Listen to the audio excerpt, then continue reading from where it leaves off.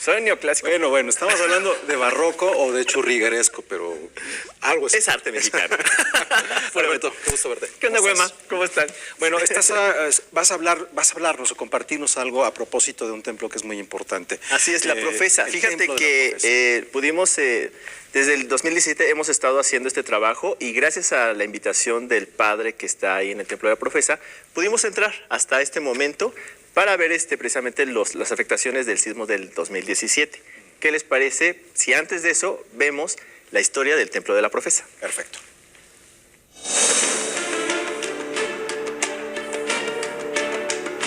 El templo de la Profesa, cuyo nombre oficial es Oratorio de San Felipe Neri, fue construido por los jesuitas con un estilo barroco del siglo XVIII. Las tres naves fueron diseñadas por Pedro de Arrieta entre 1714 y 1720. En 1767, la Compañía de Jesús fue expulsada de las colonias españolas y la Profesa pasó a manos de la congregación del Oratorio de San Felipe Neri. En 1820 fue lugar de reuniones clandestinas y en tiempos de la Guerra Cristera, la Profesa fungió como catedral provisional, ya que la catedral metropolitana fue cerrada. El estilo neoclásico de su interior se hizo a principios del siglo XIX y fue Manuel Tolsá quien diseñó el retablo mayor. Este lugar, además, es reconocido por la colección de pinturas del siglo XVII, XVIII y XIX. Las más de 450 obras se distribuyen en 4 salas: Mariana, Jesuita, Cardenal Newman y 3 siglos. En la sacristía también se podía ver obra pictórica y muebles antiguos. Después de los sismos del 2017, la Secretaría de Cultura emitió el 20 de noviembre de ese año un comunicado en donde señalaba que la Profesa fue objeto de apuntalamiento.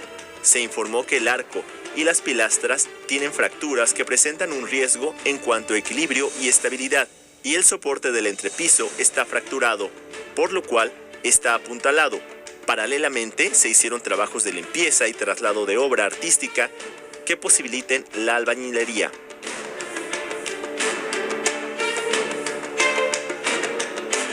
Es muy importante este templo, está dedicado a la memoria del santo que el catolicismo recibe de esta zona del planeta después del martirio que padeció al propagar la palabra de Dios en Oriente.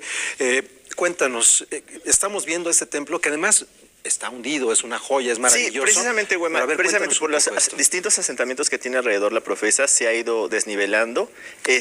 Y bueno, todo esto vino a afectar precisamente con el temblor del 2017. ¿Qué te parece si ahora sí vamos junto con el padre a ver los daños que tiene la Profesa? Perfecto.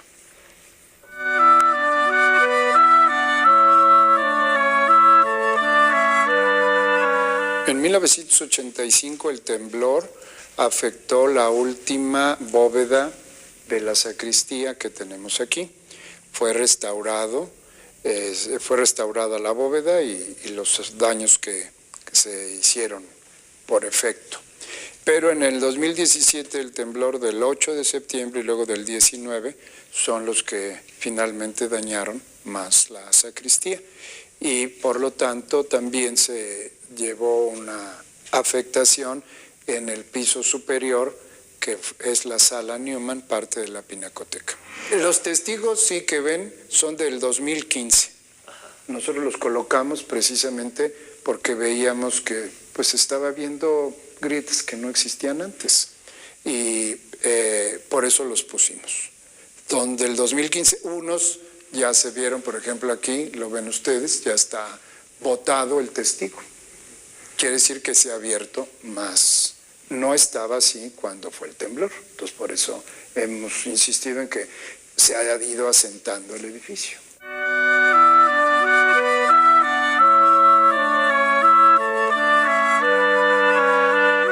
Esta pilastra se reventó en el 2017.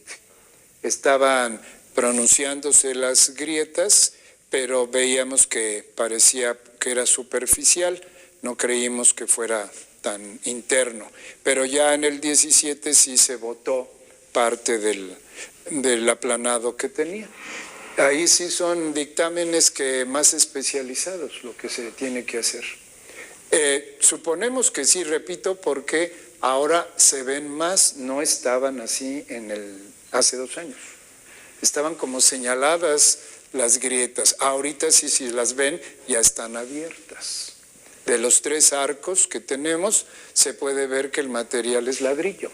El resultado final fue que por lo pronto se iba a apuntalar, porque lo requerían los 3 arcos. Se apuntaló, lo hizo una empresa privada, seria, lo terminó todo en 10 días. El material que ustedes ven es madera que parece ser que regalaron. La sacristía, como decíamos, estaba equipada con un piso de madera, cajoneras del siglo XVIII y XIX, donde se contenían los ornamentos litúrgicos que utilizamos aquí. Vasos sagrados también. Las paredes estaban con un lambrín mismo que estaba decorado con pinturas, algunas láminas de cobre, algunos óleos y reliquias. Todo eso se tuvo que desmontar porque veíamos que si iban a intervenir por parte de las autoridades, iban a tener que desalojar todo. Nosotros lo hicimos y gracias a eso pues se pudo hacer más rápido este trabajo.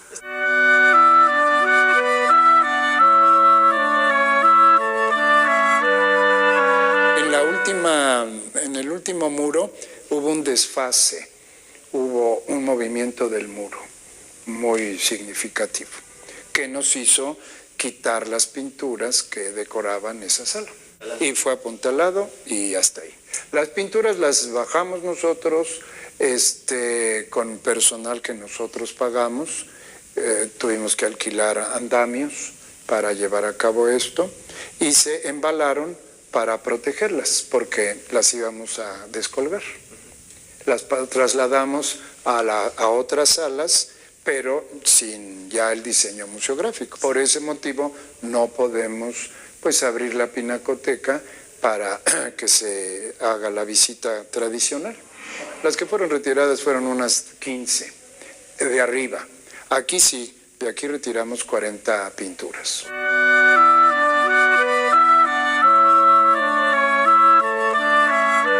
Hemos tenido informaciones como todas las iglesias del centro a nivel general, nos han convocado en catedral y nos han hablado de que se está trabajando, que es un trabajo, bueno, pues global, de los edificios que fueron afectados, que sí se tienen establecidos los recursos, pero que no han sido liberados.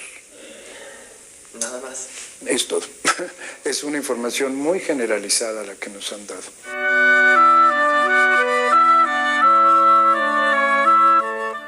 Bueno, es un espacio de valor histórico, de valor arquitectónico, es una referencia también identitaria. Y forma parte del patrimonio cultural y de la humanidad, que es el centro histórico. Pero ahora, si quieres, vamos a ver la parte de la respuesta que le da el INAH precisamente el sacerdote. Así es, solamente quiero subrayar que esta es la primera vez, Alberto, que entra un medio después del terremoto del 2017. Lo que estamos viendo son imágenes, la primera vez que se ven las imágenes posteriores. Así es, porque el INAH precisamente por seguridad prohibió la entrada y los recorridos a la pinacoteca. Bien, vamos a escuchar la respuesta del Instituto Nacional de Antropología e Historia.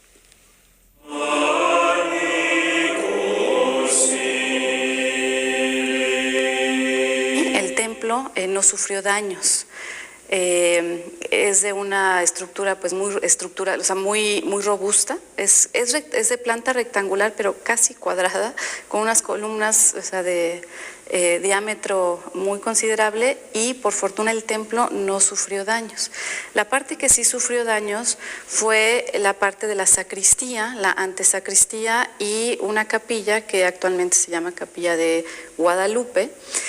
Esa parte es la que sufrió daños más severos. Es una bóveda la que tiene, o sea, la cubierta de la sacristía tiene importantes fracturas. Los muros también tienen muy importantes fracturas, las columnas pilastras, ¿no?, de estos arcos también tienen importantes daños estructurales. Y subiendo, recordemos que en el primer piso está la pinacoteca. ¿no? Que es una joya, por cierto, de este país. Y también justamente el muro, digamos que coincide, ¿no?, con la sacristía en planta baja y la pinacoteca en planta alta, pues también es el muro que tiene mayores daños, ¿no?, fracturas. Pues recordemos también que se construyó en el siglo XX un tercer nivel, que es donde se hospedan, donde se alojan los sacerdotes que custodian el templo y la pinacoteca.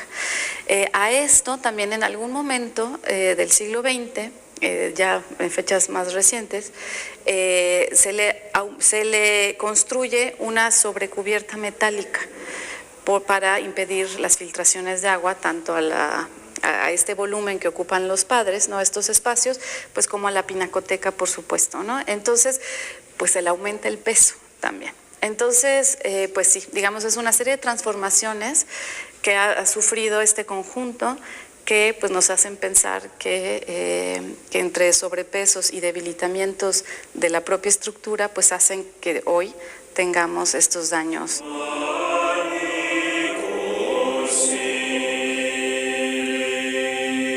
Para este templo en particular, pues se destinan 9 millones, más de 9 millones. De hecho, la cifra exacta son 9.084.480 pesos que se reservan en Fonden para asegurar la restauración, pues, de este inmueble. Todavía no se aplica, es necesario, para poder ejercerlos, es necesario tener un proyecto ejecutivo de restauración. Teniendo ya el diagnóstico estructural, viene el proyecto de restauración.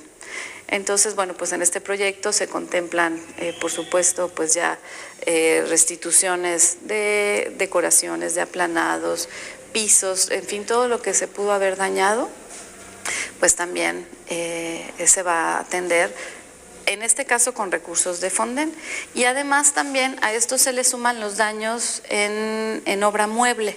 Quisiera aquí comentar que a estos recursos se están sumando recursos de la UNESCO, del fondo de emergencias, así se llama. En 2017, me parece, o principios del 2018, la Dirección de Patrimonio Mundial del INAH solicitó este apoyo a la UNESCO y se van a destinar $60,000 para el centro histórico, pero para atender 2 templos, el que la Profesa y Loreto, el templo de Loreto. Entonces, esos $60,000 se van a distribuir en estos 2 templos para acciones inmediatas. En el caso de la Profesa, justamente es para el diagnóstico estructural. Los fondos de la UNESCO ya están en México, están ahora en la oficina de la UNESCO en México, pero la semana pasada ya se firmaron los contratos entre la oficina de la UNESCO en México y el INAH. Entonces el recurso estará llegando al INAH, pues ya, ahora sí que en el transcurso, esperemos que de esta semana o de la próxima, para poder empezar estos diagnósticos estructurales, que ya hay un avance, el INAH ya tiene un avance, pero sí es necesario contratar especialistas, ingenieros, estructuristas especializados en monumentos históricos, que pues nos den pues ya todos los elementos para poder tomar las decisiones correctas en la restauración de este inmueble. Bueno, esto resulta muy interesante. Insistimos, estamos hablando frente a bienes muy importantes en el centro histórico, en el centro que es patrimonio. Estamos también en una pinacoteca en donde hay autores que son fundamentales para entender la pintura novohispana y el periodo barroco, como el caso de Pelegrín Clavel. No, Pelegrín Clavel es posterior, es el que fue después director del Museo de la Academia de San Carlos. La cuestión es que son joyas lo que guarda la pinacoteca de la Profesa, a final de cuentas, y se tiene que proteger. Está también la obra de mueble, que son cómodas del siglo XVIII, maderas preciosas. Entonces, sí es un trabajo muy fuerte, muy importante lo que tienen que hacer. Se va a hacer el estudio, ya se va a echar a andar la restauración. Y bueno, esto fue una parte de lo que nos dijeron en el INAH. Mañana les vamos a tener otra parte de la entrevista, porque falta catedral, falta Los Ángeles, faltan incluso los monasterios que son patrimonio de la humanidad. Y de eso vamos a hablar Wow. en una segunda parte. Bueno. Que cada caso es muy particular, porque precisamente como comentábamos ahorita, los materiales reaccionan distintos, las construcciones son distintas. Hay una profesora de estéticas de la UNAM que habla precisamente sobre cómo se construyeron los monasterios del siglo XVI y habla de que las técnicas ya se perdieron. Incluso hay que capacitar a la gente para que las vuelva a levantar.